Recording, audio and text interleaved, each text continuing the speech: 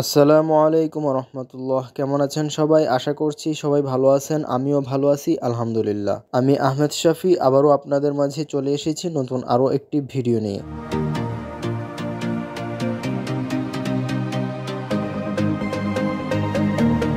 দেশে দীর্ঘদিন ধরেই চলছে জাপানি চেসিসের খরা, আর এই খরার ভিতর দিয়েই আজ ঢাকার যাত্রাবাড়িতে দেখা পেলাম 2 ইউনিট ইসুজু এলটি চেসিস।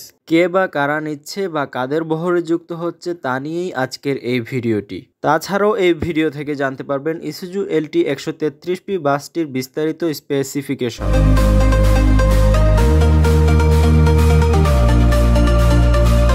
তবে চলুন মূল ভিডিও শুরু করা যাক।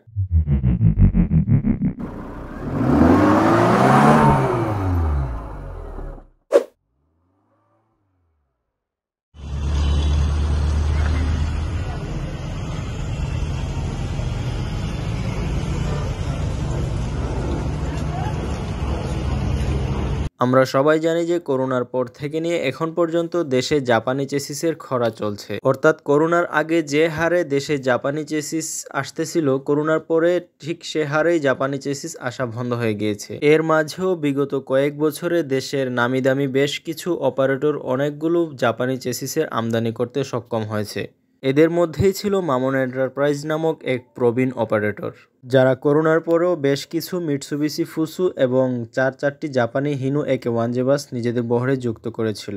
এরই ধারাবাহিকতায় এবার তারা নিজেদের বহরে যুক্ত করল ইসুজু এলটি 133P মডেলের 2টি জাপানি চেসিস।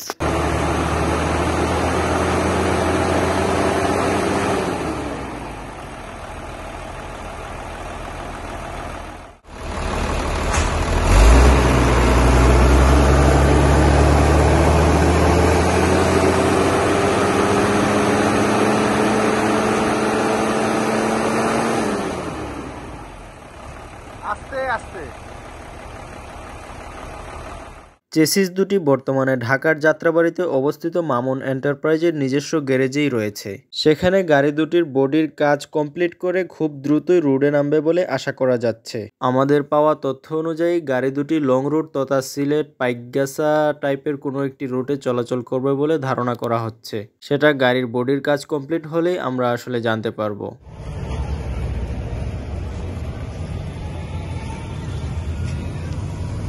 এবার আসা যাক ইসুজু এলটি 133P বাসের মেজর স্পেসিফিকেশনস নিয়ে।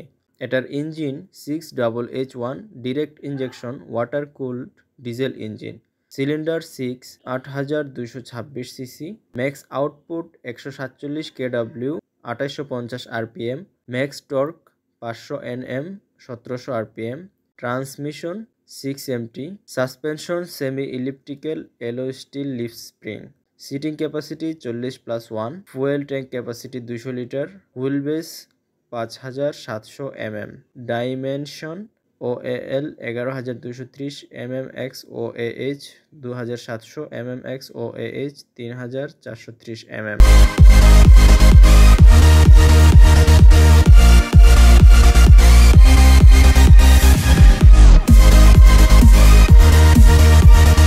এই ছিল চেসিসটির মেজর স্পেসিফিকেশন। আশা করছি ভিডিওটি আপনাদের কাছে ভালো লেগেছে। যদি ভিডিওটি ভালো লেগে থাকে তাহলে লাইক, শেয়ার এবং সাবস্ক্রাইব করতে ভুলবেন না। ধন্যবাদ সবাইকে। আবার দেখা হবে নতুন কোনো ভিডিওতে। আল্লাহ হাফেজ।